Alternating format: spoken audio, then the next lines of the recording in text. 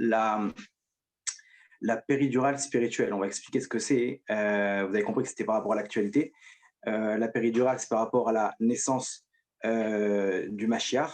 Euh, vous savez, comme vous le savez, on a Chazal, le Rachamim, nos sages, ils ont comparé la venue du Mashiach avec la naissance. Avec la naissance. Ça veut dire qu'on a révélé Mashiach, les souffrances de la venue du Mashiach. C'est les mêmes termes qu'on emploie pour révéler les contractions, les souffrances de l'accouchement. C'est-à-dire que ce qui se passe pour un accouchement, c'est exactement ce qui se passera dans la parabole, quoi, dans le rapprochement pour la venue du Mashiach. Donc, quand on analyse un accouchement, qu'est-ce qui se passe lors d'un accouchement? Comme vous savez très bien, pour ceux qui sont papas ou celles qui sont mamans, on a donc d'abord des petites contractions. Comment ça va, chérie? Tout va bien? On y va? On n'y va pas? Non, c'est bon. Après, toutes les demi-heures, commence à faire mal, etc. Ok, on n'y va pas? Toujours pas. Ok, tous les quarts d'heure, toutes les 10 minutes, aïe, oui, ah, les aïe commencent. Ok, moins de 10 minutes, on y va, on fonce. On arrive à l'hôpital, et là-bas, ça pousse les contractions, elles se rapprochent de plus en plus, etc.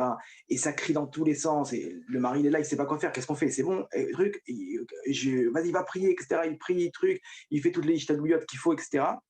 Et arrive à la fin, ça pousse, ça pousse, ça pousse. Et il y a le dernier cri, le cri final, quand c'est en train de sortir. Ok. À ce moment-là, la femme, elle pousse un cri énorme, énorme, énorme, énorme. Et qu'est-ce qu'on entend? Un petit son d'un pleur d'un bébé. Et l'infirmière qui dit, en tout cas en Israël c'est comme ça, Mazal Tov, et qui récupère le bébé, qui donne le bébé dans les bras de sa maman. Le Mashiach, c'est exactement pareil. Là, on est dans les cris, on est en train de pousser, et ça fait mal, il y a des cris et des souffrances, euh, mais comment dire, la parabole, c'est la même. On va expliquer maintenant ce qui se passe pour comprendre où est-ce qu'Hachem il veut nous amener pour arriver à ce Mazal Tov pour tout l'âme Israël, qui est la venue du Mashiach, donc qu'on espère Bekarov.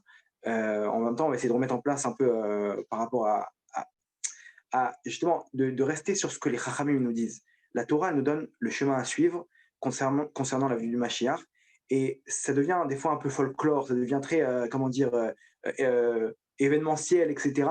Alors qu'en fait, il n'y a pas besoin de s'écarter de ce que la Torah nous dit. On va essayer de remettre en place aussi au niveau de ce qui se passe par rapport à tous les événements pour voir ça avec un œil de Torah et pas avec quelque chose d'autre, pas avec la panique, pas avec tout plein d'imagination et de films hollywoodiens, et de remettre ça en place pour voir ça comme un Yehudi, comme un juif qui doit interpréter comme selon ce que la Torah nous a transmis, les événements actuels.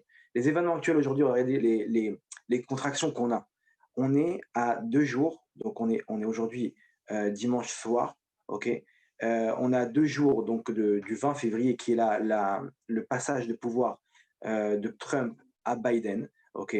Et comme vous avez vu il y a 10 jours, donc les républicains, ils ont pas du tout apprécié que la prise de pouvoir volée aux élections de la part des démocrates. Et il y a eu l'envahissement du Capitole, un soulèvement, un début de soulèvement, un début de guerre civile. Et ils annoncent, les républicains, une manifestation armée. C'est-à-dire il y a certains groupes qui vont venir armés, etc. Et pour ne pas laisser comment dire, la prise de pouvoir par les démocrates. Entre-temps, alors je ne sais pas si c'est vrai ou pas, mais en tout cas, j'ai entendu dire que Trump, il lâchait des dossiers sur Obama, sur Clinton, sur plusieurs démocrates, sur des mauvaises affaires qu'ils auraient fait, en tout cas des rumeurs de trahison avec la Chine pour gagner les élections, etc. Tout un complot comme ça qui est en train de monter contre les démocrates. Il risque d'y avoir un soulèvement. Un soulèvement, comment, etc. On ne sait pas, mais en tout cas, il est clair comment dire, que les États-Unis ils sont pas dans une bonne position.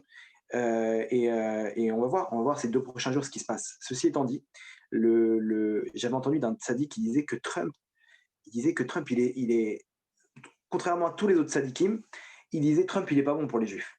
Comme ça, il disait que Trump, il est pas bon pour les juifs. Et j'ai demandé à un ami à moi qui est proche de ce tzaddik, je lui ai dit qu'est-ce qu'il pense aujourd'hui de la situation. Et il m'a dit comme ça, il m'a dit que lui, pour lui, il reste toujours d'avis qu'il n'est pas bon pour les Juifs. Pourquoi? Il m'a dit que de ce qui se passe maintenant, on voit pourquoi il n'est pas bon. Malgré qu'il a fait plein de choses pour Israël, ce qu'il est en train de faire maintenant, Trump, ça risque malheureusement de se retourner contre les Juifs. Comment? Vous allez me dire comment? Il faut savoir que les républicains, il y en a beaucoup d'entre eux qui sont antisémites. C'est des vrais Américains de souche. Il y en a qui sont néo-nazis, etc. Et quand ils voient ce qui se passe, s'ils voient que Biden il a pris le pouvoir, ils savent très bien que ceux qui sont derrière Biden, je ne sais pas si vous savez, mais 80% de son entourage, c'est des Juifs. Ses filles sont mariées avec des Juifs, etc. Des Juifs libéraux, malheureusement. Mais les républicains, ils vont voir quoi? Ils vont faire l'amalgame comme d'habitude, Rav Shalom, et ils risquent de comparer ça avec que c'est les Juifs qui leur ont volé le pouvoir.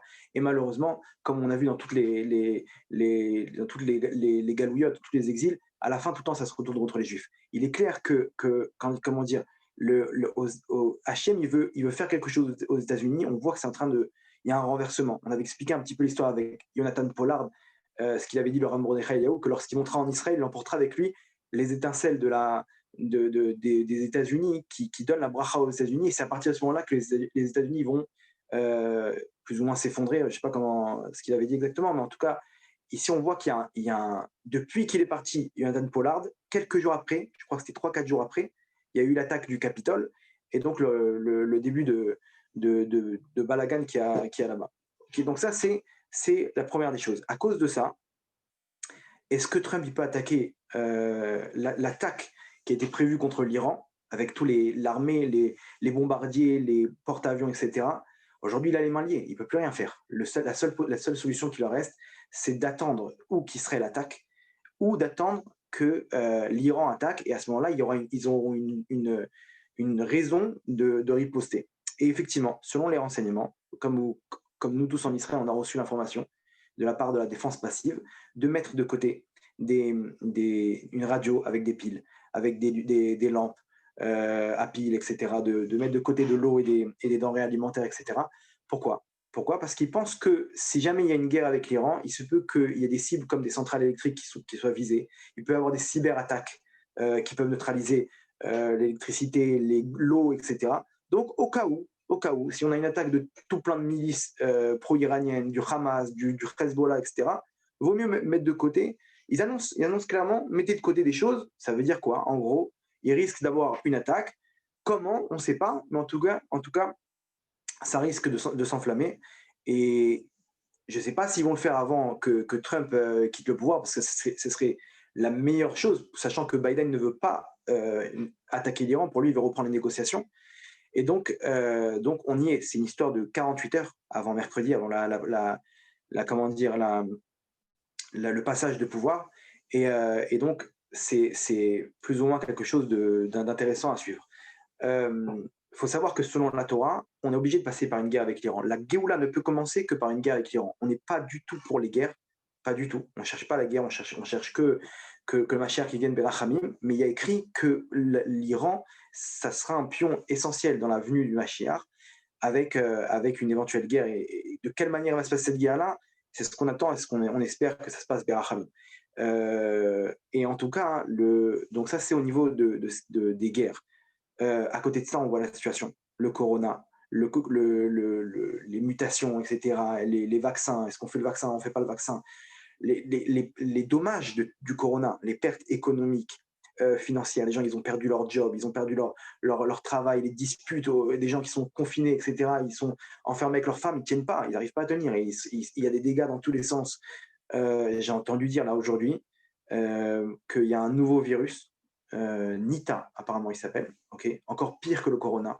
Les gens ils disent on va où? On fait quoi? Qu'est-ce qui se passe? On nous parle de guerre civile, on nous parle de crise économique, on nous parle de crise sanitaire, on nous parle de guerre. Qu'est-ce qui nous manque? Il nous manque quoi? Terrorisme. On est dans tous les domaines. On voit que le monde, comment dire, il est en train il est en train d'exploser. Il est en train d'exploser dans le sens simple du terme. Et en Israël aussi. En Israël, il y a une crise même politique. On voit qu'ils sont, comment dire.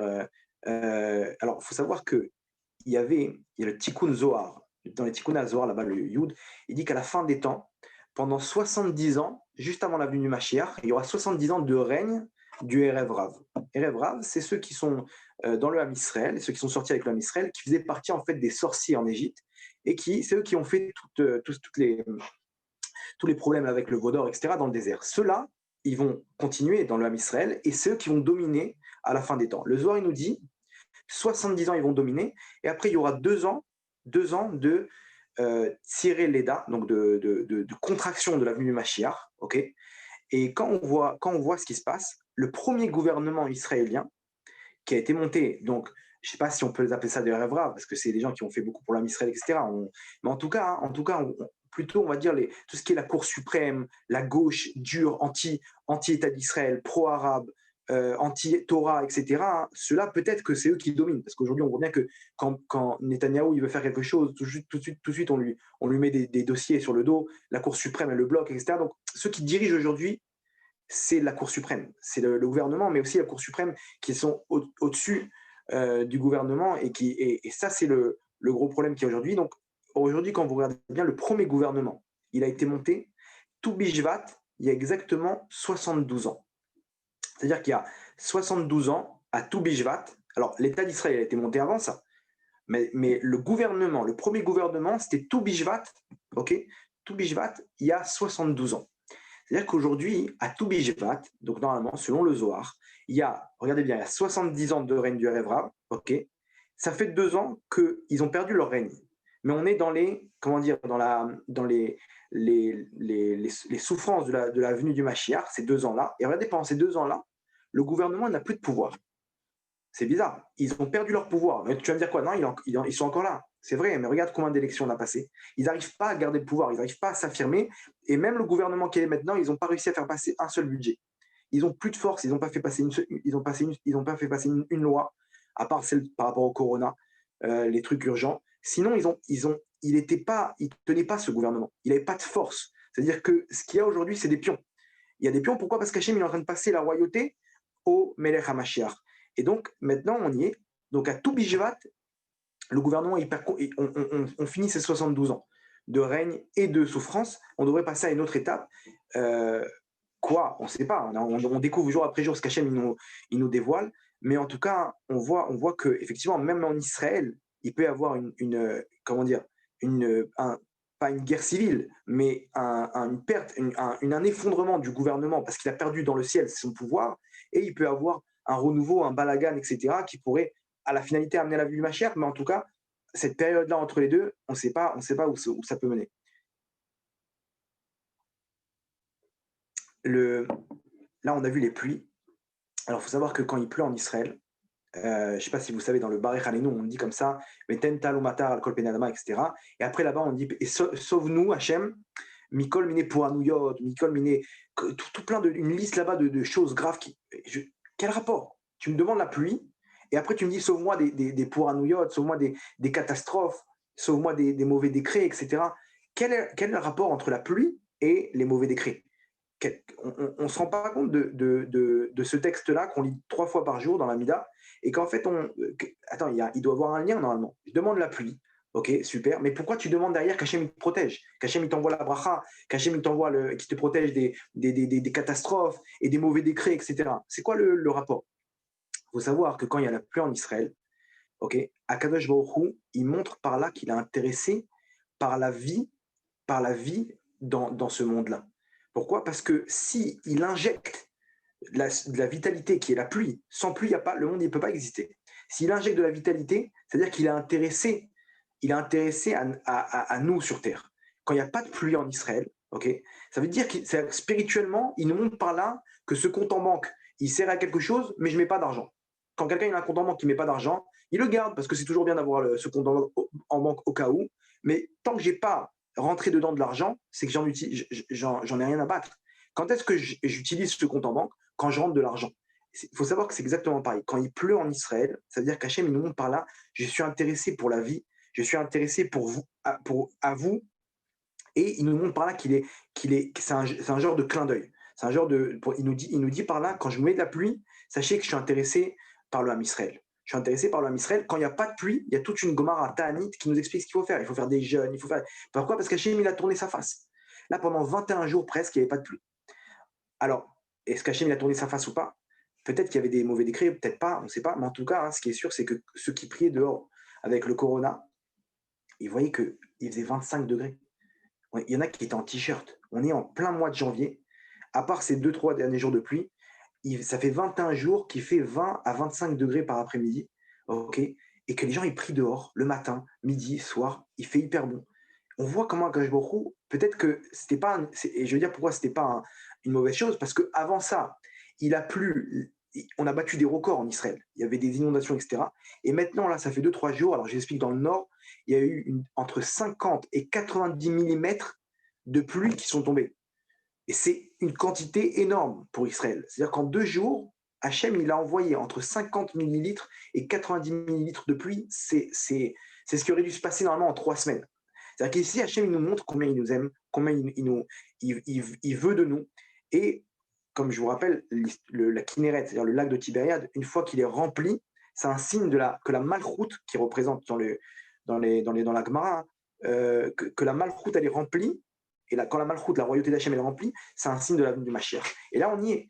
Il y a encore 2, 3 jours de pluie jusqu'à la fin de la semaine. Et on parle de quantité encore astronomique par rapport à ce qui tombe habituellement. Donc, ça aussi, c'est un signe du Mashiach. Donc, quand on voyait un peu tout ce qui se passe là dans les prochaines 48 heures, peut-être pas, hein, peut-être qu'il n'y aura rien du tout. Peut-être qu'Israël, ils vont attaquer même si Biden il monte au pouvoir. Et entre nous, même s'il ne se passe rien, il y a quand même Biden qui monte au pouvoir avec 100% de démocrates, que ce soit au Congrès, au Sénat, etc. Ils passent tous. Et c'est une très mauvaise nouvelle pour Israël. Parce que c'est la gauche qui sont complètement euh, pro, comment dire, iraniens, etc. Ils veulent pas le bien d'Israël. Ils veulent la paix. Et pour ça, si ça fait du mal à Israël, ils en ont rien à battre. C'est ce qu'on a vu avec Obama, et c'est Obama qui souffle à l'oreille de Biden tout ce qu'il doit faire. Donc ici, on est dans un peu dos au mur, et la question, elle est où on va? Où on va? Qu'est-ce qui se passe maintenant? Alors, je vous ai passé tous les infos. Comment dire? Aujourd'hui, il y a beaucoup d'infos qui circulent, des conspirations, des fake news, etc. On dit qu'il y a 25 000 soldats là-bas à Washington qui sont prêts à faire qui sont pour Trump, qui vont faire un coup d'État, etc. On parle qu'on veut, comment dire, nouvel ordre mondial qui veulent détruire toute la population, qui veulent diluer toute la population mondiale avec Bill Gates, etc. Le vaccin, ils sont là pour nous insérer des puces, etc. J'entends des histoires, mais incroyables, quoi. Des trucs, c'est Star Wars. Ce qui est en train de se passer, c'est la fin des temps, etc. Tout le monde il va être détruit. Et les gens, malheureusement, il y en a qui sont sur Internet. Et qu'il y a plein de conspirations. Il y a des gens qui jettent des trucs. Ils ont deux, trois éléments comme ça. Et ils font de ça un bateau. Ils montaient comme ça pour le World Trade Center là-bas. Ils disaient que c'était le Mossad. Des trucs, jusqu'à aujourd'hui, que Michael Jackson, il n'est pas mort et qu'il est dans une île déserte et qu'il va revenir, etc. J'entendais des histoires terribles à l'époque, etc. C'est exactement ce qui se passe aujourd'hui. Maintenant, il faut savoir, il faut remettre de l'ordre dans tout ça. Ce que j'explique au début, il faut mettre de l'ordre avec ce que la Torah nous dit de ce qui va se passer à la fin des temps. Il faut bien se rentrer dans la tête, il faut bien se rentrer dans la tête qu'Akadosh Baruch Hu, il aime le monde qu'il a créé. Il ne va pas détruire son monde. Il n'y a pas de conspiration. Il n'y a personne qui peut toucher au monde si Hachem il n'a pas décrété. Hachem, il laissera à aucune personne détruire le monde, que ce soit par une troisième guerre mondiale avec des bombes atomiques, etc. Hachem, c'est lui le patron de ce monde-là, et c'est lui qui décide ce qui va se passer.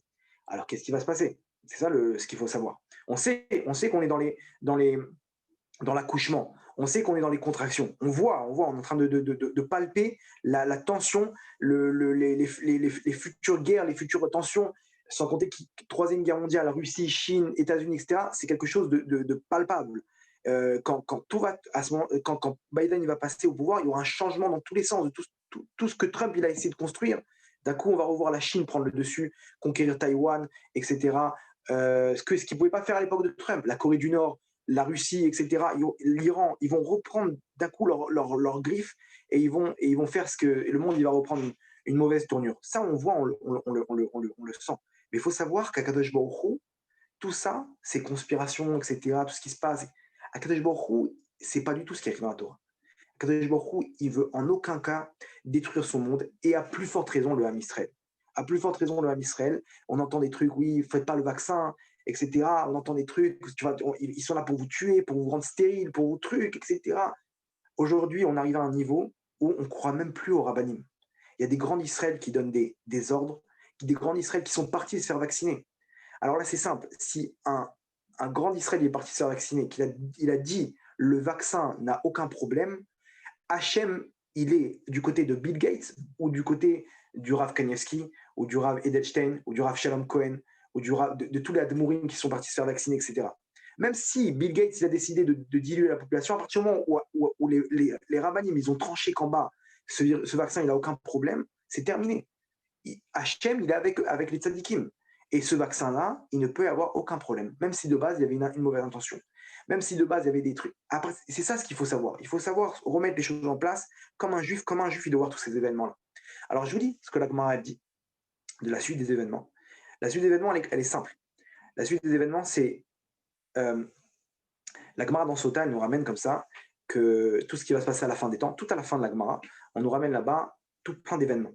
C'est simple. Si il y a 50 ans, je vous avais lu tous ces événements-là, vous aurez vu qu'il manque quelques éléments et on aurait vu que on a encore du chemin avant la Géoula. Aujourd'hui, tous ces éléments-là, vous pouvez mettre un V dessus, ok, et on voit que en gros, tout va partir en cacahuète.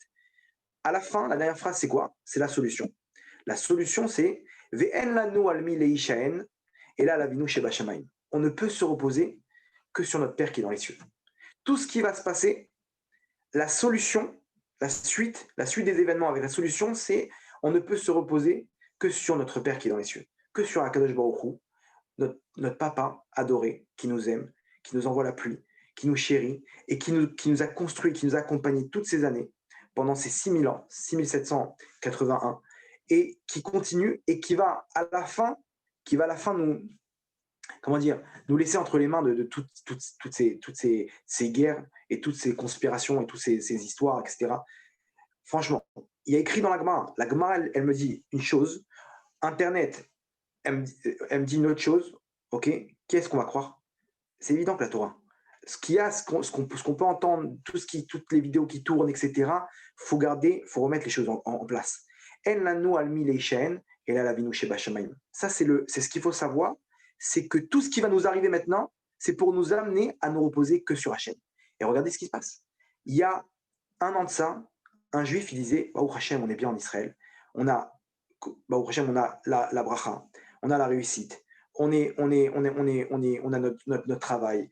On est posé, on est bien, on est en paix. Baruch Hashem, on a une bonne armée. On a Trump avec nous, qui nous aide, qui nous supporte, qui nous donne de l'argent, qui nous protège militairement, etc.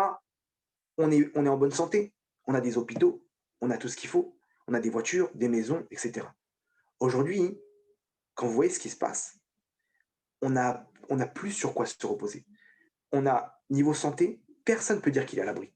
Même si le mec, il est milliardaire, il tremble de peur du corona, il tremble de peur de nouveaux virus. Et sans compter ce qu'il y avait avant, les cancers et les maladies, etc.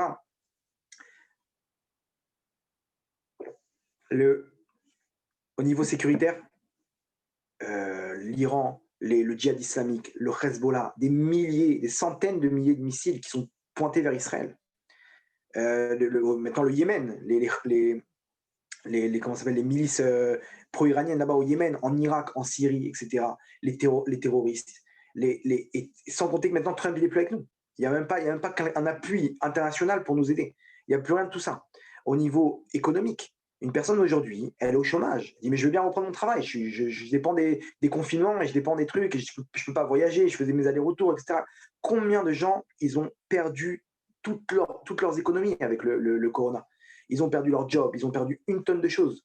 Aujourd'hui, on n'a plus, Hachem, il nous enlève chaque carte. Sur quoi tu te reposes maintenant? Bon, c'est pas grave, on a plus on a le corona, mais on a Trump. Il va nous protéger de l'Iran, ça va repartir.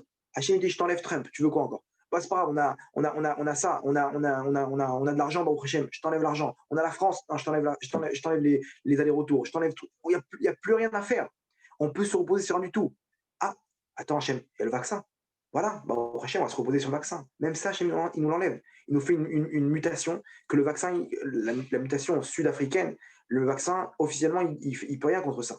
Sans compter des nouveaux virus là qu'on a parlé, qu'on a cités au début du cours. Alors, qu'est-ce qui se passe? Hachem, il te dit, mon fils, tu ne peux te reposer que sur moi.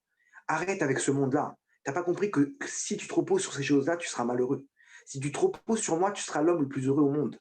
Hachem, il nous pousse à arriver à ce point-là.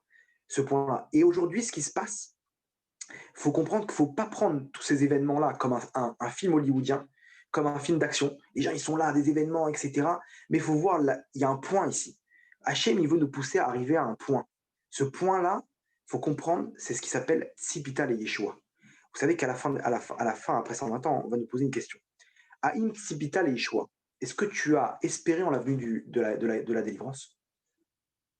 Comment ça? Est-ce que j'ai espéré? Bah oui, voilà, je regardais les cours, des fois les rabbins, ils parlaient du Mashiach. Ouais, j'avais une petite adrénaline quoi, quand on parlait de ça, tout ça. Non, non, non. Est-ce que tu as espéré? C'est-à-dire chaque instant, même s'il est en retard le Mashiach, ok, t'espères, il va arriver, il va délivrer l'homme Israël. Ce point-là, c'est ce qu'on doit arriver. Il faut qu'on travaille ce point-là. C'est quoi ce point-là? Ce point-là d'espérer en la venue du Mashiach, c'est en fait, ça montre par là en fait, se cache derrière ce point-là, à sa source, un sentiment d'amour et de languissement envers Hachem. Quand on aime une personne, on se languit, on espère qu'il va arriver bientôt. Quand on attend un invité important, on attend à la fenêtre, le moindre bruit. Ah, on a tapé là, on a tapé. Ah non, ok, on va à la fenêtre, on attend, il est là où, il est machin, etc. Comme ça, quand on voit, je sais pas, des grands-parents, ils arrivent après un bout de temps, etc. Les petits-enfants, ils sont sur le qui-vive, alors ils sont là, on a entendu, etc. Pourquoi t'es si excité que ça? Parce que j'ai hâte de les voir. J'ai hâte de les voir. Ici, il faut savoir que cet engouement qu'on a, il vient de base à l'amour qu'on a pour Hachem. Cet amour qu'on a pour Hachem, on a hâte de le voir. Que vont voir nos yeux ton retour à Tzion, à Jérusalem, avec miséricorde, Berachamim. On le dit 3 fois par jour dans la Mida. Juste avant, on dit, on le dit, on espère de tout notre cœur. Alors, malheureusement, ce point-là, cette Nikuda, okay, quand elle descend dans les mondes d'en bas, il y a ce qu'on appelle les forces du mal qui enveloppent tout ça. Et donc, ça, c'est ce qu'on appelle la kripa. Ça, c'est enrobé. Aujourd'hui, on voit, ça devient des potins, ça devient des événements, ça devient, etc. Ça devient des choses que tout le monde en parle, etc. Tu as vu ce qui se passe, et les vaccins, et le Bill Gates, etc. Il faut remettre les choses en place. Tout ça, cette Nikuda, il faut voir le bon côté dans ça. Et c'est ça qu'il faut travailler. C'est ça qu'il faut faire grossir aujourd'hui, cet élément qui est combien j'aime Hachem, combien je me languis de lui, j'ai hâte de le voir. Boré Olam, oh là là, le Beth Amikdash, me prosterner comme ça, m'embrasser le sol du Beth Amikdash. Il n'y avait pas une poussière là-bas. C'était un des miracles, il n'y avait aucune poussière, il n'y avait aucune mouche, rien du tout. Il y avait la Shrina là-bas. Le mec, il se prosterne, il, il voit le Kohen Gadol sortir du Kodesh à Kodashim. Vous savez quelle lumière il avait sur son visage? Le Kohen Gadol qui sort du Kodesh à Kodashim. Il y a Hachem là-bas, il est avec Hachem. Là-bas, la Gemara nous raconte l'histoire de Rabbi Shmuel Kohen Gadol. Il est rentré à Kippour dans le Kodesh à Kodashim, là où il y a comment dire, l'arche sainte avec les 2 anges. Il rentre à l'intérieur, une fois par an, il rentre là-bas, le Kohen Gadol. Il rentre là-bas, il voit Kadosh Baruch Hu sur son trône assis et qui lui dit bénis-moi, bénis-moi. Comment ça, bénis-moi? Hachem, il est là. Il lui dit au Kohen Gadol, il dit bénis-moi. Et là-bas, le Kohen Gadol, il fait une bracha. Hachem, que tu puisses retenir ta colère contre ton peuple, etc. Mais de quoi on parle? On parle d'une union entre son peuple et Hachem et son peuple, là-bas dans le Beth Amikdash. Laisse-nous, Hachem, faire des corbanotes. On a hâte d'arriver à ça. À Hanouka, il y avait j'ai loué une lunette 3D avec là-bas à l'intérieur tout le Beth Amikdash. Là-bas, c'est un parcours, en fait, une visite guidée du Beth Amikdash. Et maintenant, on regarde en bas à droite, on voit tout le Beth Amikdash, les grandeur, nature, quoi. D'avoir des trucs vraiment. Ils nous montrent là-bas les kétorettes, dans quelle porte on rentre, etc. On fait tout un. Quand j'ai vu ça, les larmes, elles coulaient toutes seules de mes yeux. Waouh, c'est ça, on y est. On va être là en famille, on va s'avancer vers le Beth Amikdash, tout le Ham Israël. Il n'y aura plus d'Yetzerara, il n'y aura plus de guerre, il n'y aura plus rien. On va être avec toi, Hachem. On va être avec toi, Hachem. On veut faire des corbanotes, on veut te donner. Qu'est-ce qu'on peut te donner, Hachem? On va arriver là-bas, hein. C'est une joie énorme. On veut danser pour toi là-bas, Hachem. On veut être en union, tout le Ham Israël, du monde entier. Du monde entier, on veut se retrouver là-bas, hein, et être heureux et te servir et voir ta grandeur, sentir ta shrina en nous.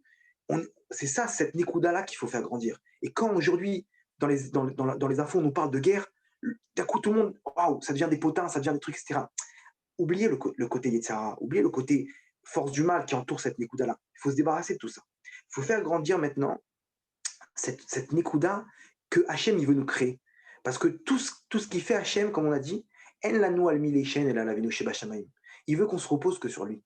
Il veut qu'on arrive à envoyer balader tout ce monde-là. Un homme dans ce monde-là, il n'est pas heureux. S'il n'est pas avec Hachem, il n'est pas heureux.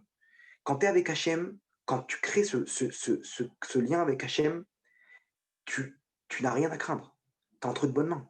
Il n'y a plus rien à craindre. Tu es l'homme le plus heureux du monde. Tu n'as pas besoin de voiture, tu n'as pas besoin de villa et de piscine. Ça, c'est pour nous occuper. On est en galoute, c'est pour nous occuper. Mais on n'a pas besoin de ça.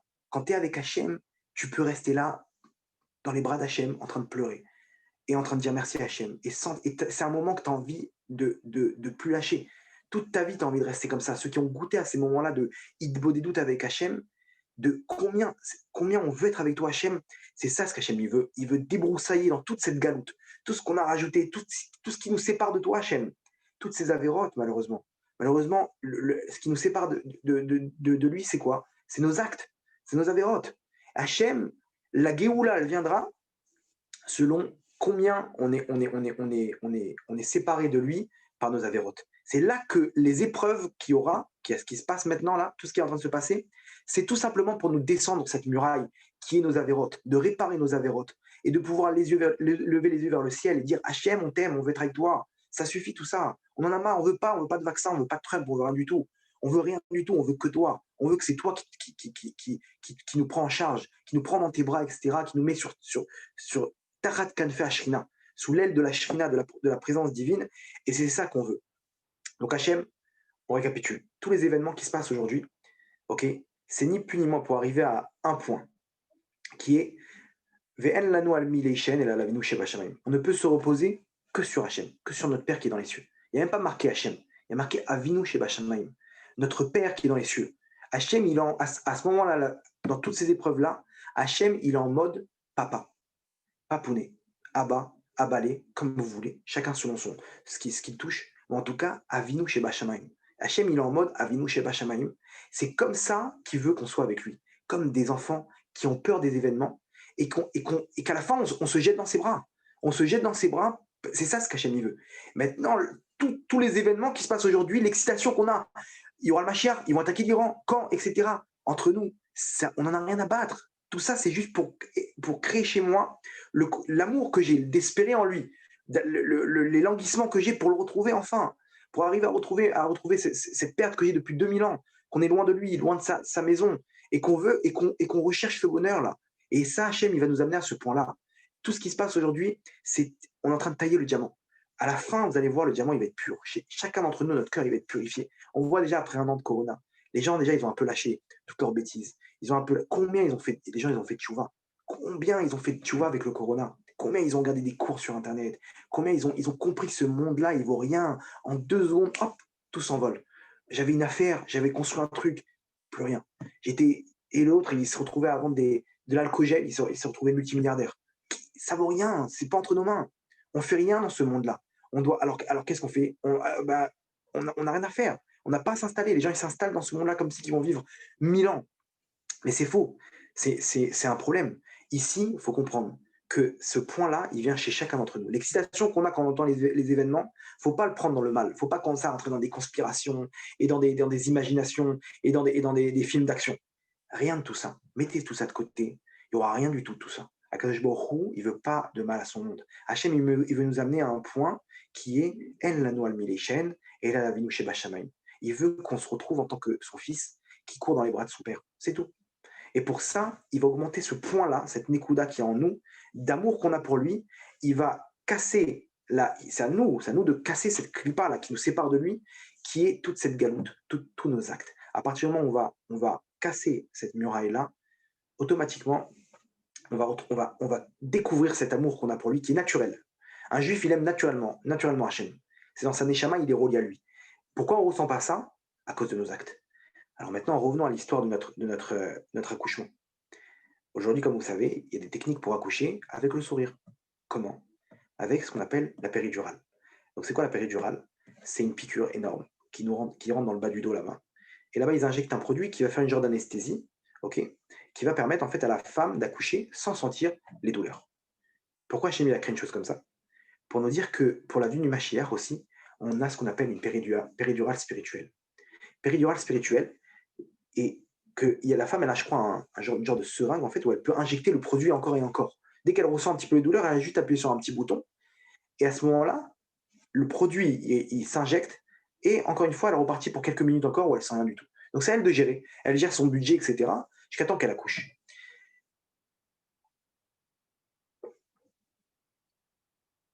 Donc l'idée ici, elle est que Hachem, s'il nous a montré un élément comme ça, c'est pour nous dire que spirituellement, il y a exactement pareil. On est dans les cris, on est dans la souffrance, on est dans les problèmes, tout ce qu'on a raconté maintenant. Maintenant, on a une péridurale spirituelle. À nous d'appuyer sur le bouton. Venons, on appuie sur le bouton, et à ce moment-là, on injecte ce produit spirituel qui va adoucir tous les mauvais décrets, qui va adoucir toutes les guerres, qui va adoucir les problèmes économiques, les problèmes de Parnassa, les problèmes de Shalom Bayit, les problèmes d'éducation, les problèmes de guerre civile et de santé, etc. Tout ça, on a juste appuyé sur un bouton. Vous allez me dire, c'est quoi la péridurale spirituelle? La péridurale spirituelle, si on a expliqué que ce qui nous sépare d'Hachem, qu'on doit arriver jusqu'à Hachem, le but c'est d'arriver jusqu'à Hachem, mais ce qui nous sépare de lui, c'est cette muraille qui est nos avérotes, alors il suffit juste de descendre cette muraille. Comment on descend cette muraille? Rabotaille, une seule chose, la sot tchouva. D'avancer, mais d'avancer avec la tchouva. Maintenant, moi, je dois me rapprocher de toi, Hachem, je me bats, je suis en train de ramper, je suis en train de me battre, et je prends des balles, et, etc. Et comme dans une guerre, c'est une guerre contre les Sahara. Et je veux me rapprocher de toi, chacun à son niveau. Hachem, il n'est pas en train il ne cherche pas des records. Hachem, il voit comment elle a pris sur elle un jour de tsniout. Hachem, il voit comment lui, il a commencé à faire un petit peu Shabbat, il a commencé à mettre des téfilines. Il a chaque chose pour Hachem.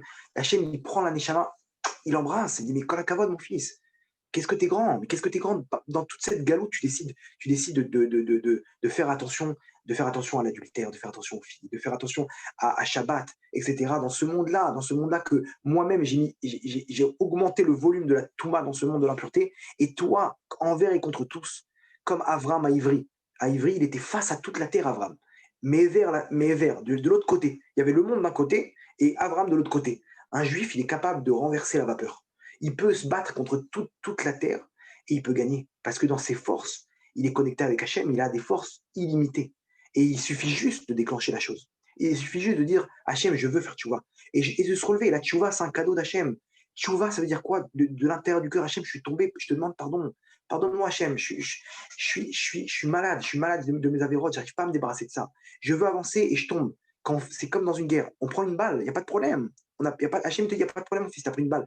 Viens, mais là, tu fais tchouva, tu vas sortir la balle. Tu vas réparer ta blessure. On tombe, il n'y a pas de problème. Se relever, c'est faire tchouva. Et d'avancer. Et combien une fille, la tsniout, aujourd'hui, une fille, il faut qu'elle sache, Bat Israël Tzadika, il faut que tu saches que le Ham Israël, il tient sur toi. Quand tu t'habites Sanoa, il faut que tu saches que tu vas te faire charrier, c'est sûr.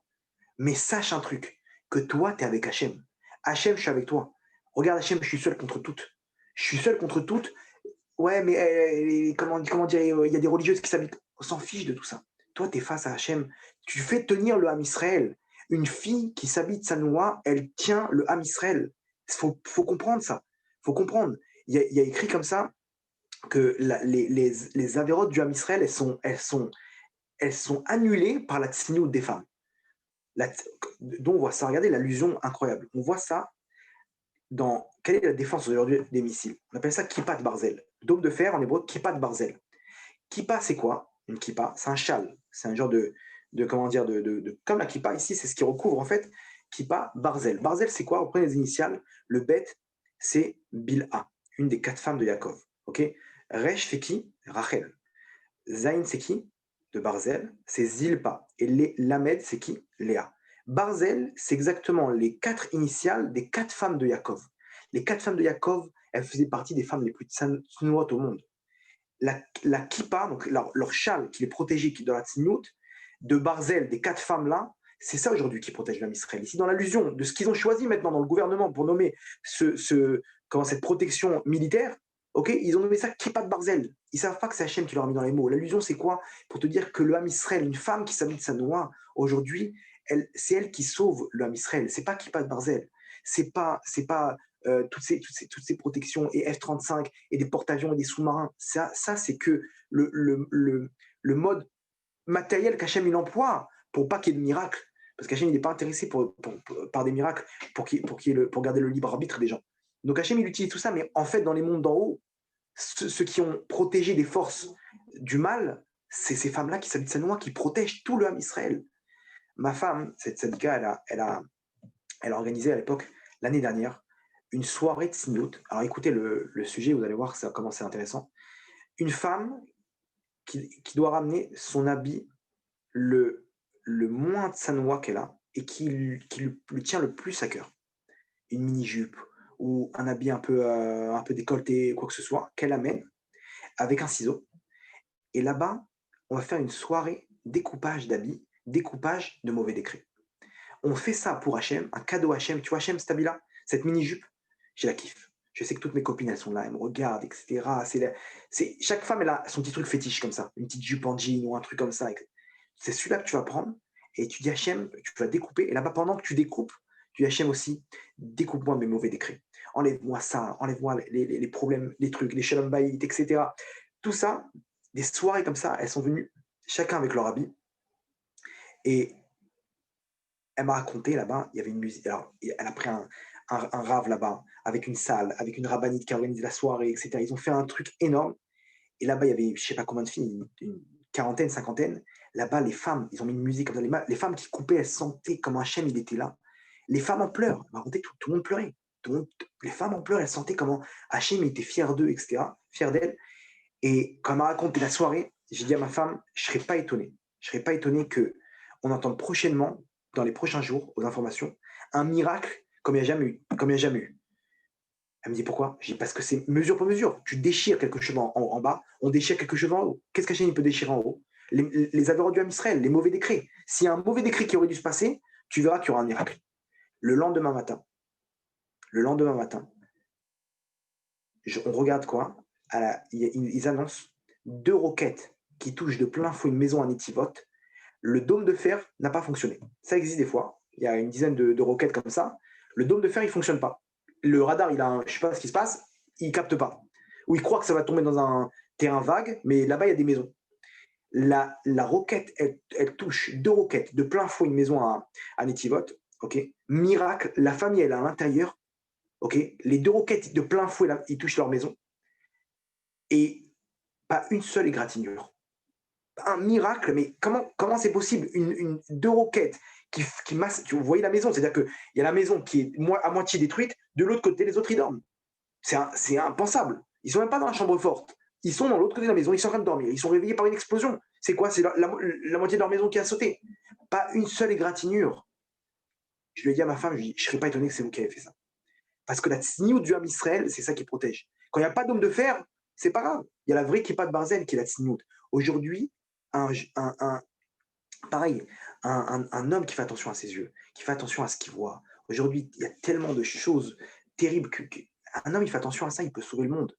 Il y avait dans un bus, il y a je sais pas, une quarantaine d'années, il y a eu un attentat, et là-bas, juste avant l'attentat, il y a une femme qui est rentrée, il y avait un qui était devant. Il était devant au début du bus. Et il y a une femme qui rentre, elle n'était pas de sa noix, et il va pour la regarder de haut en bas, et d'un coup, il tourne sa tête.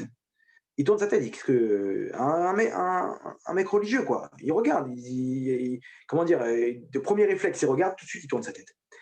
Juste derrière cette femme-là, rentre un terroriste avec sa ceinture. Il va pour faire exploser, ça ne marche pas. Il réessaie, etc., jusqu'à temps que le chauffeur il a sauté dessus, ils l'ont neutralisé, et ben, au prochain, ils ont évité là-bas une quinzaine, vingtaine, trentaine de morts. Il est parti voir Baba Salé. C'était la Iblois de Baba Salé hier. Il est parti voir Baba Salé. Quelques jours après, il lui dira on a eu un miracle, etc. Baba Salé lui dit sache que si tu n'avais pas fait attention à tes yeux, à ce moment-là, la ceinture, elle aurait explosé. C'est-à-dire qu'ici, on ne se rend pas compte de ce qu'on fait. Nos actes, malheureusement, c'est ça qui nous sépare d'Hachem. Combien on a d'Averod? Mais Hachem, il a donné un cadeau. Nettoie de sa Averod, Sadik. il n'y a pas de problème, tu peux tomber, on est en guerre, tu peux prendre une balle, mais relève-toi, fais tchouva, je te demande pardon Hachem, je te demande pardon sans excuse, j'ai fauté Hachem, ratati, il n'y a pas de problème, je te demande pardon, je vais m'améliorer, je prends sur moi de faire tchouva, etc. Je reviens à toi, et même tu tombes, tu te relèves, c'est pas grave, encore une balle t'as pris, allez relève-toi, et encore, et encore. Un juif, il est invincible, tant qu'il a la tchouva entre les mains, il est invincible, il peut continuer comme ça et comme ça, et avancer, et faire des mitzvot, et faire descendre les murailles. Et c'est ça la péridurale. Combien on peut maintenant faire tchouva? Tant qu'on fait tchouva, vous allez voir personnellement, et au niveau du clan Israël, ok, vous allez voir de plus en plus, les épreuves, elles vont diminuer, et encore diminuer, et encore diminuer. C'est à toi d'injecter. Quand tu appuies sur le bouton, quand tu fais tchouva, tu appuies sur le bouton. Tu prends sur toi des mitzvot, tu appuies sur le bouton. Et encore, tu protèges l'âme Israël. Tu adoucis toutes les xérotes. C'est entre nos mains. On peut accoucher maintenant avec la péridurale spirituelle. Ça, c'est entre nos mains. C'est ça qu'il faut réveiller aujourd'hui. Aujourd'hui, on te veut, Hachem. On veut être avec toi. On veut arriver à ce point-là de El Lanoal Milichen. Et on va y arriver. Hachem, il nous dit, dans tous les cas, on y est. Et un seul juif, il peut changer la face du monde. On ne sait pas, nous, où est-ce qu'on est. Un seul juif, il peut arriver à changer la face du monde. Ça ne dépend pas du clan d'Israël. Ça ne dépend pas de combien ils vont faire tchouva, etc. Il faut que tout le monde fasse tchouva. Non, pas du tout. Il faut arriver à un seuil d'étincelle qu'on a récupéré. Et à ce moment-là, on y est. On y est, Hachem, il déclare la Géoula. C'est comme ça que c'est passé en Égypte. En Égypte, il y a eu un seuil d'étincelle. Et à ce moment-là, Hachem, il est descendu, il a récupéré toutes les autres étincelles. Même s'il y en a qui n'avaient pas encore fait tchouva, etc. On est un seul. Il ne faut pas se dire, attends, et lui, il n'a pas fait tchouva. C'est toi, Habibi. Ça dépend que de toi. C'est que toi, quand tu feras tchouva, peut-être qu'on attend que toi. Peut-être, il faut se dire, ça dépend que de moi. Quand je vais faire tchouva, quand je vais faire tchouva, à ce moment-là, je vais réussir. Il n'y a pas, on dépend de personne. C'est que moi. Tout peut changer avec une seule personne. Une seule personne, quand ça commence avec moi, c'est fini. Après, on s'en fiche des autres. Peut-être qu'Hachem, il attend que toi. Et il y avait une histoire comme ça. À l'époque du Or HaChaim Akadosh, il fallait une personne encore, une mitzvah, et Hachem, il décrétait la délivrance. Et là-bas, il y en a un en Turquie, il est tombé avec une femme mariée à Kippour, et à ce moment-là, ça a tourné dans le mauvais sens. S'il savait ce sadique-là, s'il savait que maintenant, s'il n'avait pas fauté, il y aurait eu la Géoula, mais c'est sûr qu'il aurait donné toutes ses forces. Maintenant, peut-être que nous, on est cette personne-là. Et quand on va aller maintenant pour foutre, on dit arrête, de toute façon, dans quel état il est l'homme Israël? Tu crois qu'on a encore du temps? Mais Habibi, c'est entre nos mains. C'est entre nos mains, et à ce moment-là, il faut se dire que c'est peut-être tout dépend de moi. Et moi, maintenant, il faut se remplir d'orgueil et dire je vais faire changer les choses. Je vais y arriver. Et c'est ça ce qu'il veut. Hachem va nous pousser à ce point-là. Donc à nous maintenant d'injecter la péridurale spirituelle pour pouvoir adoucir tout ça, pour pouvoir adoucir les mauvais décrets. Et encore on fait tchouva, et encore on se renforce, et encore des mitzvot, et organiser des soirées, ce qu'ils font, des teilim, etc. Mais il faut bombarder. On est des soldats d'Hachem. Il faut arriver à encore mettre. Hachem, il nous fait des appels de phare ici. Plus la situation, comment dire, plus on est dos au mur, plus il faut comprendre qu'ici, on doit encore injecter la péridurale spirituelle. Il faut encore le faire, et encore faire tchouva, et aller chercher des gens, et parler à ses proches, ses cousins, attraper un, tu sais, allez, mon sadique, rapproche-toi. Hachem, il attend juste que tu fasses, tu vois, que tu te rapproches, tu prends une petite mitzvah, etc. Et c'est comme ça qu'on va y réussir. C'est comme ça qu'on va réussir comment dire, à arriver à ce point-là de nos yeux bientôt vont voir le retour d'Hachem Berachamim avec le Beth Amikdash. On y est, Hachem il veut nous amener à ça, c'est ce point-là d'amour qu'on a pour lui, c'est à nous de réveiller ça chez nous. Et juste comme ça, on va finir avec l'histoire de David Ameller. David Ameller, il a demandé à Hachem, il lui a dit Hachem, dis-moi quand est-ce que je vais mourir. Comment dire, il a demandé de savoir la date. Hachem lui a dit tu ne pourras pas savoir. C'est un décret devant moi, je ne peux pas dévoiler à personne le moment où il va mourir. Alors David, il lui dit quoi? Il lui dit, alors dis-moi le jour, dans la semaine où je vais mourir. Il lui dit, ok, ça je peux te dire. Ce sera un Shabbat. Alors David Ameller lui dit, pourquoi Shabbat? On va déranger tout le monde. Fais-moi partir de dimanche. Dimanche, Motsé Shabbat, tranquille. Il dit, non, la royauté de ton fils Shlomo, elle commence. Un homme ne peut pas toucher à la royauté de son prochain, même à l'épaisseur d'un cheveu. Même à l'épaisseur d'un cheveu, tu ne peux pas prendre ce qui ne t'appartient pas. Donc des fois, on croit qu'il m'a pris, il m'a volé, etc. Non, non, non, t'inquiète pas. Tout ce que tu as aujourd'hui, c'est ce que tu dois avoir.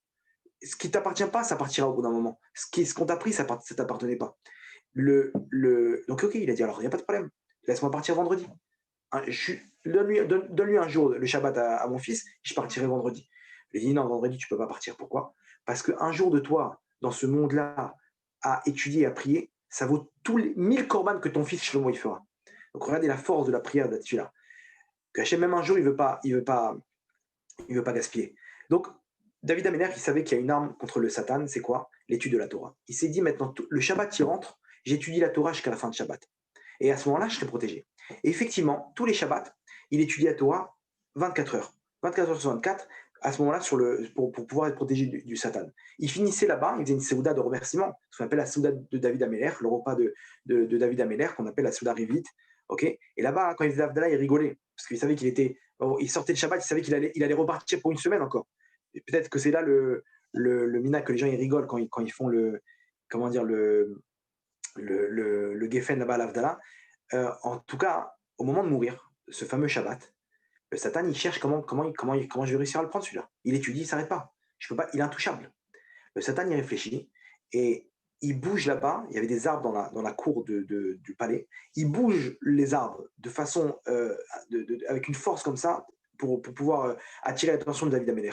Et David Améler, il entend les arbres bouger, il se lève. Il se lève, il arrive pour voir ce qui se passe, donc c'est Shabbat. Et là-bas, le Satan, il lui enlève une marche, il va pour descendre maintenant dans la cour. Il lui enlève une marche, il trébuche, il interrompt le Limud Torah pendant un instant, et le Satan, il lui prend sa Neshama. Comme ça, il a réussi à lui prendre sa Neshama. Je me suis toujours posé la question, je me dis, mais qu'est-ce qu'il en a à battre que les arbres, ils ont bougé? Il est en train d'étudier, il est dans des mondes spirituels énormes, d'un coup, il entend bouger les arbres, il dit, ah, mais qui c'est qui joue avec les arbres là? Il devient curieux. Il part en courant là-bas dans la cour du roi pour voir ce qui se passe dans la cour du palais, pour voir qui c'est qui a bougé les arbres. Mais c'est quoi l'explication de cet acte? Alors, selon le sens simple, ils disent qu'il avait peur que quelqu'un transgressait Shabbat, il était monté sur l'arbre, etc. Mais quand même, il est parti en courant, il a voulu, on dirait un enfant qui attend un événement avec impatience. Et en fait, il nous ramène les Khamim, ils nous ramènent l'histoire qu'il a eue quelques années auparavant dans la guerre contre les Pélishtim, contre les Philistins. Là-bas, dans cette guerre-là, Hachem, il lui dit, sache mon fils, tu vas remporter cette guerre, mais tu ne pourras intervenir que quand je t'en donnerai l'ordre. C'est quoi l'ordre? Quand tu verras le haut des arbres bouger. C'est-à-dire que ce sera le signe pour toi que tu pourras attaquer.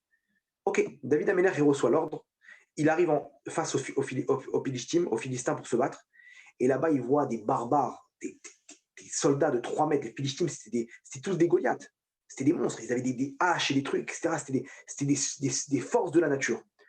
Et il les voit là-bas en haut de la colline, donc il est posté avec son armée, il attend l'ordre d'Hachem pour attaquer. Entre-temps, les Pélishtim, ils voient qu'il n'attaque pas, il passe à l'attaque. Il donne l'ordre d'attaquer, maintenant ils sont sur une colline, et ils sont en pente. Ils sont chacun avec son cheval, etc. Et ils commencent à descendre en galopant. Et David, il est posé avec ses généraux, avec son armée derrière, et ils attendent l'ordre d'Hachem. Les généraux, ils commencent à dire, un de ces généraux, il lui dit à David, il lui dit, mais Kvod Améler, qu'est-ce qu'on fait? On prépare la défense, on attaque aussi ou pas? Et il lui dit, tant qu'on n'a pas l'ordre d'Hachem, on ne peut pas attaquer. Maintenant, les autres, ils se rapprochent, ils sont encore à quelques mètres. Imaginez-vous la peur terrible. Ils sont là avec des haches et des épées énormes. Et jusqu'à qu'il y en a qui dit, mais Kvod Améler, on va mourir là. Là, encore quelques mètres, on va mourir. Peut-être que c'est Piquoir Nefesh. Peut-être qu'Hachem, il nous a fait une épreuve, peut-être qu'on peut attaquer, il commence à trembler de peur. David Améler, il lui dit, vaut mieux mourir en réalisant la volonté d'Hachem que de vivre et de ne pas écouter ce qu'Hachem il a demandé. On attend, c'est pas grave, même si on doit prendre un coup de hache maintenant, il nous fend le crâne en deux, on aura fait en écoutant la volonté d'Hachem. Hachem, il veut qu'on attaque quand il donne le signe, on écoute ses ordres. Ok, il n'y a pas de problème. Et là, imaginez-vous la scène, ils arrivent face à David et son armée. Le premier Pélishtim là-bas, il attrape avec sa hache, il lève sa hache comme ça, ils sont à 1 mètre d'écart. Et il va pour mettre le premier coup, imaginez-vous la hache, elle se dirige lentement sur le crâne de David Améler. Et là, David Améler, il entend le haut des arbres bouger. Il sait qu'Hachem, il a donné l'ordre. C'est quoi le haut des arbres? C'est ni plus ni moins qu'Hachem qui est descendu en personne, avec les anges. Et quand Hachem il descend en personne avec ces anges-là, le signe pour voir, c'est que le haut de ces arbres-là, ils vont bouger. Ça fait un bruit spécial, et c'est le moment qu'Hachem il est descendu. Et c'est là que David il a ordonné à ce moment-là un ordre, à l'attaque. Maintenant, la hache elle est en train de se diriger. Hachem il est arrivé entre les deux comme ça. Hop, il a retiré la hache et il a dévasté toute l'armée des Pélishtim. Imaginez-vous la hache à quelques centimètres et David il bronche pas. Si on pouvait prendre maintenant sa fréquence cardiaque, on aurait vu les mêmes battements de cœur. Il est avec Hachem, il n'a pas peur de ce qui va se passer. Pourquoi? Parce que il sait qu'Hachem, ce qu'il lui a demandé, c'est ce qu'il a écrit pour nous. À la fin des temps, Hachem, ne vous inquiétez pas. à la fin, vous pourrez vous reposer que sur moi. Juste à ce moment-là, quand la hache, elle va arriver comme ça, on va se dire, mais qu'est-ce qu'on va faire? Ça y est, il n'y a plus rien à faire. Les guerres, l'Iran, les trucs, machin, etc. La bombe atomique, elle va arriver. Hachem, il va arrêter la bombe. On va entendre le bruit de ces arbres-là. Hachem, il va descendre en personne. Il va dire, stop, à moi de jouer maintenant. Et ça, ce point-là, c'est la rencontre qu'on aura avec Hachem, l'amour éternel qu'on a avec lui qui va exploser dans notre cœur et dans notre neshama. Et ça, quand David il a entendu le bruit des arbres là-bas, il s'est dit, c'est Hachem qui arrive. Ça, je veux le voir. Il espérait tellement la venue d'Hachem, en la venue du Mashiach, en la venue du Beth Amikdash, etc. Il a toute sa vie l'espéré. Il entend encore ce son-là, ce son, je le connais. Je le connais, ça me rappelle un souvenir. C'est quand Hachem il est venu me sauver. Toute sa vie, il espérait la venue du Mashiach. Toute sa vie, il espérait Tzipita les choix. C'est ça ce qu'on doit développer maintenant. Il espérait, donc c'est pour ça qu'il est parti comme un enfant, comme un gosse. Hachem, t'es là, je veux te voir. Et en fait, c'était le Satan qui a joué sur ses sentiments pour lui prendre sa neshama. Et ça, c'est l'histoire du Ham Israël à la fin des temps. On doit espérer, on doit créer ce point-là, on doit faire grandir ce point-là d'amour pour Hachem. Hachem, on te veut, t'es où, t'es où? On veut te voir, Boréolam, je t'en supplie, dévoile-toi, descends ta maison et ton Beth Amikdash. On veut faire des corbanotes, on veut se prosterner devant toi, Hachem. Je t'en supplie, on veut voir ta grandeur, etc. Il faut faire grandir ce point-là. Et chaque fois qu'il y a un élément, c'est ça qu'il faut mettre en valeur. Et pas le côté hollywoodien de tout ce qui se passe, etc. Et n'avoir peur de personne. Il peut y avoir 1000 virus, 1000 bombes atomiques, 1000 bombes nucléaires, sous-marins, ce que vous voulez. Au moment où ça va arriver, Akadosh Baruch Hu, il va venir délivrer son peuple. Et c'est ça, Veterezena nous beshufra letzion berachamim. Qu'Hachem il nous délivre bekarov et Hachem berachamim, que nos yeux puissent le voir bekarov. Baruch Adonai leolam, amen v'amen. Voilà, je ne sais pas si on a dépassé le temps, etc. S'il y a quelques questions, peut-être une ou deux, histoire de conclure. Très bon cours, c'est pas grave, c'est tous à l'intérieur. Il y a des questions, il y a des réactions aussi bien sur les réseaux sociaux que sur Zoom. Il y en a qui posent la question comment être un bon juif? Comment être un bon juif et c'est quoi la différence entre Emouna et Bitachon? Ok, alors être un bon juif, c'est quoi? En fait, il faut savoir que le but, tout ça, comme il dit le Balatania, hein, c'est de faire dira batartonim, de faire descendre la shrina, d'arriver à une proximité avec Hachem. Maintenant, comment? Alors, il y en a, ils vont par l'intermédiaire de la Torah, il y en a par l'intermédiaire de Eretz Israël, il y en a par l'intermédiaire de la prière, il y en a par l'intermédiaire des mitzvot, de la tzniout, de la chassidout, de tous les chemins ce qui te parle maintenant, à toi de prendre ça comme drapeau, comme corde pour te rapprocher d'Hachem. Pour être un bon juif, c'est d'être avec Hachem. Il n'y a pas aujourd'hui, on ne peut pas dire un bon juif, c'est être comme Baba Saleh. Pourquoi? Parce que c'est injuste. Moi, pourquoi je ne suis pas né dans une famille comment dire, de religieux ou de tzadikim, etc. Alors je vais être pénalisé. Non, non, non. Là où tu es, tu peux être un bon juif. Comment? De voir comment tu te rapproches d'Hachem. Ce qui te plaît, ce qui te parle dans ton cœur, c'est forcément ce qu'Hachem t'a donné à ta neshama pour y arriver. Et c'est ça aujourd'hui, être un bon juif, c'est de se dire qu'est-ce que je peux faire moi. J'ai des problèmes dans Shabbat, c'est là-bas que je dois intervenir. J'aime prier, c'est là-bas que je dois mettre mes forces, etc. Et ça, c'est à ce moment-là, en fait, c'est réaliser son tikkun sur Terre, son rôle sur Terre. Et c'est ça sur ça qu'on est venu sur Terre. Le reste, 613 000 autres, etc., il faut se battre pour ça, mais surtout ces points-là qui sont les choses on a le plus de mal et qui sont le plus faciles pour nous pour pouvoir réparer notre neshama. Le reste, même si on tombe Shabbat, etc., Hachem, il nous répare ça rapidement. Mais le rôle qu'on est venu faire sur Terre, que notre neshama est venu remplir, c'est ça qui va nous ouvrir les portes et nous rapprocher d'Hachem. C'est ça être un bon juif. Chacun il peut savoir un peu ce qui lui parle pour se rapprocher d'Hachem et de se rapprocher d'Hachem. C'est ça être un bon juif. Concernant la Emouna et Bitachon, Emouna, c'est sur le plan théorique. Combien j'ai la foi en Dieu? Je sais que Dieu il existe. Je sais que c'est lui qui est, comment dire, qui est présent et qui gère tous les actes de ma vie par providence divine au micromètre près. Okay, et j'ai la émouna de voir comment Hachem, c'est lui qui a. On voit qu'il suffit rien de voir autour de nous. Ce monde-là, il est ultra parfait. Que ce soit dans l'infiniment petit, l'infiniment grand, etc. On sait que ça a été créé par un Dieu. On sait qu'il est là, on a la foi. Je sais que Dieu, il existe. Bitachon, c'est combien tu vas appliquer ça. Combien maintenant, on va te voir dans la vie de tous les jours, plus tu es. Bitachon, c'est dans le sens sûr. Botéar. Botéar, je suis sûr. Sûr, alors ok, tu sais qu'Hachem, il existe, mais viens voir combien tu as d'assurance sur le terrain. Le mec, il a des problèmes de parnassa, à la fin du mois, il commence à paniquer. Pourquoi tu paniques? Si Hachem a décidé que tu as des problèmes de parnassa, c'est que c'est les Torah. T'inquiète pas, il n'y a rien au hasard. Hachem, il sait ce qu'il fait. Donc si tu t'inquiètes, ça montre par là que tu as de la Emouna, mais tu n'as pas de bitachon. La bitachon, c'est le fait de venir montrer comment on est. Ça se travaille. C'est plus la mise en relief de la émouna qu'on a. J'ai la émouna, maintenant, combien ça va se mettre en évidence? C'est le bitachon par rapport à mes actes. Là, aujourd'hui, avec tout ce qui se passe, etc., il faut s'armer de bitachon et tout le temps se répéter. Tout le temps se répéter, se dire Akadosh Baruchou, En Milevado, il ne veut pas détruire son peuple. Il nous aime, il va nous aider, il n'y aura rien du tout. Et on doit se rentrer ça dans nos veines. Et à partir de ça, quand on entend des informations bizarres, etc., le Karakloum, je ne suis pas inquiet. Pourquoi? Bitachon. Bitachon. Là, on te voit. Le mec, il va acheter sa radio, il va mettre des piles. Mais il en a rien à battre. Il sait que le monde il est entre les mains d'Hachem. Il sait que bientôt Hachem il va se dévoiler. Ça, c'est bitachon. Ça, c'est la bitachon. Et Mouna, il sait qu'Hachem il est là, il a lu des trucs, le Mashiach, etc. D'un coup, hop, il faut acheter des piles. Il commence à trembler, le mec. Il dit, mais attends, mais on n'est pas prêt là. Attends, mais donc ici, c'est qu'il manque du bitachon. Alors ça, il faut se répéter, de dire qu'Hachem il est là, à col et tout va, et que tout va bien se passer. Merci Raph pour ces précisions. Alors, pendant que vous apportiez les questions, il y a eu d'autres questions qui sont arrivées. Est-ce que vous pouvez les poser directement ou pas?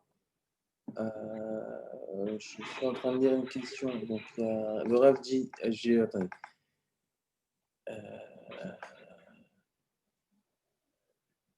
Est-ce qu'en lisant tous les jours des Télim, on peut supprimer des décrets? Je suis aimanté par leur lecture. Quand je commence, j'ai du mal à m'arrêter. Mais, évidemment. Il y a un Allez-y.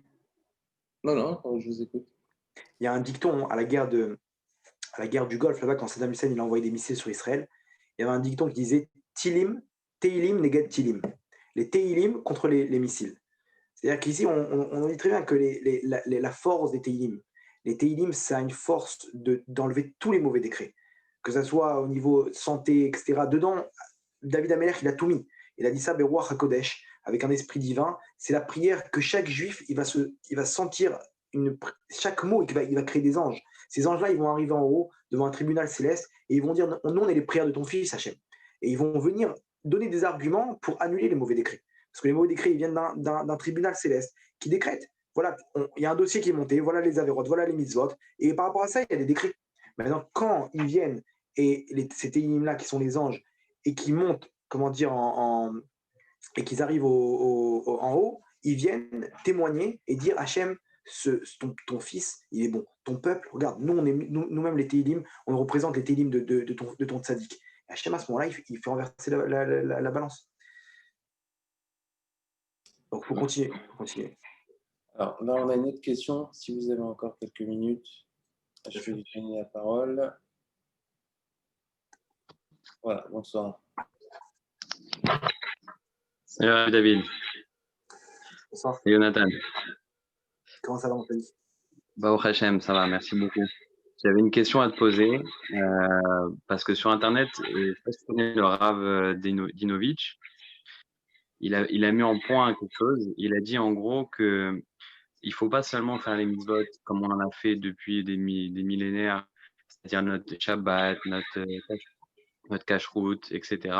Il faut essayer d'aller encore plus loin, un petit peu comme Narshon Minaminadav, c'est-à-dire il faut vraiment faire des choses un petit peu plus extraordinaires que d'habitude, faire des mitzvot qu'on n'a pas l'habitude de faire, aller voir des juifs qu'on dit celui-là, c'est un voisin, je le connais, il fait un petit peu Shabbat, etc. Mais il faut aller le voir, il faut créer quelque chose, il faut essayer de se dépasser.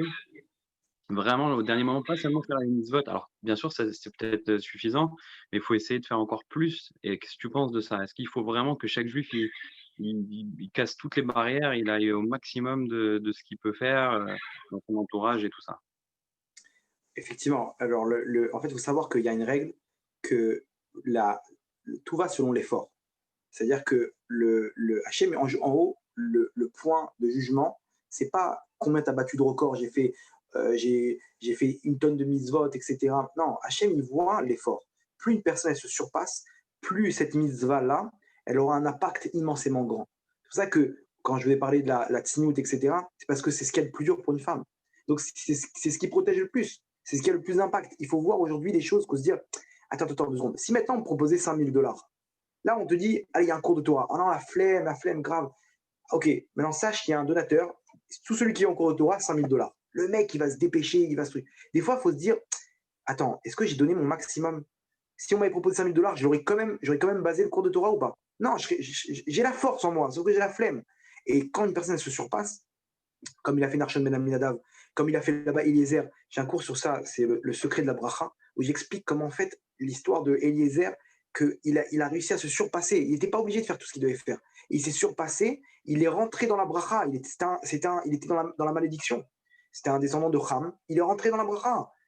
Il lui a dit Bo Baruch Hashem, Lavan. Il lui dit, il accueille comme ça, il annonce que maintenant tu es rentré dans la bracha, il est devenu lui-même le Nassi de la tribu de Yehuda après. C'est quelque chose de très grand. Donc ici, c'est sûr que faire ces mitzvot-là, de se battre, de se sacrifier, pas être un fonctionnaire de la Torah. Ok, j'ai fait l'Intra, de mettre un petit V. J'ai fait comme ça. Non, il faut arriver à se surpasser. Et c'est évident aujourd'hui qu'on n'a pas le temps et que si on peut faire des choses, des mitzvot comme ça, en plus des autres mitzvot, en plus, pas, bon, tu sais quoi, laisse tomber Shabbat, mais fais une mitzvah comme ça. Non, non, non. De se battre pour les autres mitzvot, mais quand vous voyez qu'il y a quelque chose de dur, ok, bien sûr, quand j'ai parlé qu'il faut être un bon juif, c'est suivre son cœur, c'est aussi la chose la plus dure, c'est là-bas aussi mon rôle il est. C'est là-bas que je peux casser la muraille. Là, j'ai une muraille à casser, il n'y a que moi qui peux la briser. Et utiliser avec ça l'énergie que je vais puiser dans les choses qui sont faciles pour moi. Mais là-bas, cette muraille-là, il n'y a que moi qui peux la casser. Alors, si c'est son shalom bayit, bats-toi pour ton shalom bayit. Bats-toi ok, il a des problèmes, etc., mais sacrifie-toi. Essaie de te surpasser. Si c'est le problème de Parnassa, le mec, on lui propose un job, mais c'est du vol. C'est du vol. Qu'est-ce que tu fais? Qu'est-ce que tu fais contre ça? Non, il se surpasse. Ou l'autre, c'est Shabbat. Ouais, mon travail. On va tout balader. On va tout balader. Tu t'appelles ton patron, tu dis j'en ai marre, je veux faire Shabbat, laisse-moi tranquille. Il raccroche le mec. Il va se faire éclater pendant 2-3 mois, il va galérer. Mais ici, Hachem, il va prendre ça, il va dire mon fils, ça, je le mets dans mon coffre-fort. Ça va t'annuler pas mal de décrets. C'est vrai que c'est ces mitzvot-là qui ont le plus de force. Il sait ce qu'il aura quand il dit ça. Il sait que dans le ciel, c'est ça qui ont le plus, qui ont le plus d'action. Ces mitzvot-là qui ont le plus d'action, c'est qui sont faits avec on arrive à se surpasser.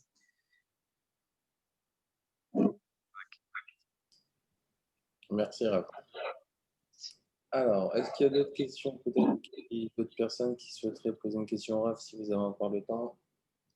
En tout cas, sur les réseaux sociaux, pas de questions. Beaucoup de réactions, mais pas de questions. Bon, je pense qu'on a fini. On va vous remercier, Baruch Hashem, parce que je sais qu'à Ashdod, il est 23h15, Baruch Hashem. Merci à tous pour votre participation. La prochaine fois, Bezrat Hashem, on essaiera de s'organiser sans erreur de salle, parce qu'il y a une erreur de salle qui a été commise au début, un petit peu à la va-vite. On reprendra contact avec Chloé et au plaisir de vous revoir, Gvodaraf. C'était vraiment un plaisir de vous écouter. J'espère vous revoir très bientôt. Merci à toi, Jonathan. Merci pour tout. Merci aussi à Chloé et Solange pour tout ce qu'ils font aussi de leur côté. Et merci à tous ceux qui ont été là à l'écoute. Merci beaucoup. Bonne soirée à tous. Ciao, Watov. Au revoir.